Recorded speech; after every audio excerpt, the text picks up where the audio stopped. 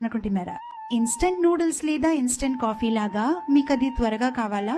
త్వరగా మీరు కృష్ణుడిని సంతోష పెట్టాలనుకుంటున్నారా? దయం, కరుణ చూపండి అలాగే ఈ ప్రపంచంలోని ప్రతి ఒక్కరికి. ఎలా? వారికి కృష్ణుని ఇవ్వడం ద్వారా. అంటే ప్రహ్లాద మహారాజు తన తోటి విద్యార్థులతో చెప్తున్నది ఇదే. మీ అసుర ప్రవృత్తులను వదిలేయండి. మీరు కృష్ణుని సంతోష పెట్టాలనుకుంటే దయచేసి ఈ సందేశాన్ని ఇతరులకు అందించండి. అంటే ఇది మనకు బాగా సరిపోతుంది కాబట్టి నాకు ఇది చాలా ఇష్టం. అంటే మనం కొమ్ములు పెద్ద పళ్లతో రాక్షసులా కనిపించకపోవచ్చు, కానీ మనలో అసుర ప్రవృత్తులు ఉన్నాయి. కాబట్టి ప్రహ్లాద మహారాజు నిజానికి నేరుగా మనతోనే మాట్లాడుతున్నారు. ఈ అసుర ప్రవృత్తిని వదిలేయండి. కృష్ణ చైతన్యాన్ని స్వీకరించి ఇతరులకు పంచండి. అప్పుడేమవుతుంది? పుష్యతి అధోక్షేహ. చాలా త్వరగా, అంటే తక్షణమే మీరు కృష్ణుని సంతోష పెట్టవచ్చు. చూడండి, చాలా సార్లు మనకు ఇలాంటి ప్రశ్నలు ఉంటాయి మరియు మనం అడుగుతూనే ఉంటాము, నేను కృష్ణుడిని ఎలా సంతోష పెట్టాలి? కృష్ణుడికి ఏది ఇష్టం?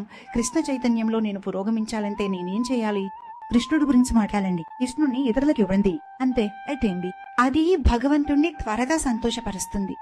భగవంతుణ్ణి త్వరగా సంతోషపరుస్తుంది. మాట్లాడండి మాట్లాడండి మాట్లాడండి. కృష్ణుడి గురించి మాట్లాడండి. మీరు కృష్ణుడి గురించి మాట్లాడకపోతే మీరు మాయ గురించి మాట్లాడకారు. అంతే. మాట్లాడాలనే ప్రవృత్తి ఉంటుంది. ఇప్పుడు మీరు దేని గురించి మాట్లాడాలనుకుంటున్నారో అది మీ ఇష్టం. తస్మాత్ సర్వేషు భూతేషు దయాం కురుత సౌహృదం